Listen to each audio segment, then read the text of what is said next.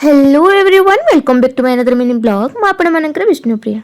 आज ब्रेकफास्ट थिला पूरी मटर तरकारी खाई सारी बाहरी पड़ती क्लास। एई जगह एई रास्ता एई कैंपस दिन को दिन देखुचु चलुचु रोचु तथापि प्रतिदिन किछि किछि नुआ लगे।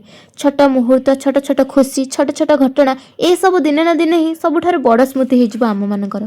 क्लास रे पहुँचे क्लास कर सारी सखी मैंने आमर पिकनिक प्लानिंग करुले।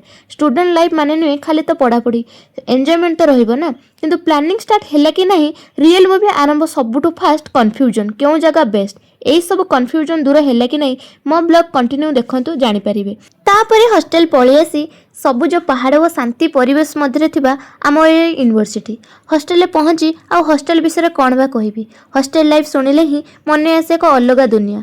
घरर सुविधा न थाए कि माँ हाथ रंधा खाइबा न थाए, किंतु थाए अनेक अनुभव अनेक अकुआ कहानी। एपटे माउसी माने हॉस्टल केमिति नीट एंड क्लीन रहिबो तांकर सेटा ड्यूटी। हॉस्टल ले थिबा छोट रूम किंतु बड़ स्मृति। आ हॉस्टल लाइफ रे जेकोसी जिनिस आमे रांधि दी थाउ हॉस्टल खाइबाठु बहुत टेस्ट हे जाय थाए। रूम रे आसी पहुंची सारी सांग मानक सहित मिलिमिशि खाइबार मजा किछि अलग थाए। सखीଙ୍କ सह लंच कर देथिले।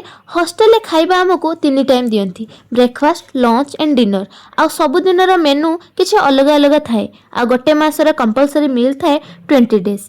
आ गोटे मासर मील आपन को 3000 भितर ही रहिबो। एमितिका इन्फॉर्मेटिव वीडियो पई मो चैनल को लाइक शेयर एंड सब्सक्राइब करिया को भूलिबेनी। रहूची जय जगन्नाथ।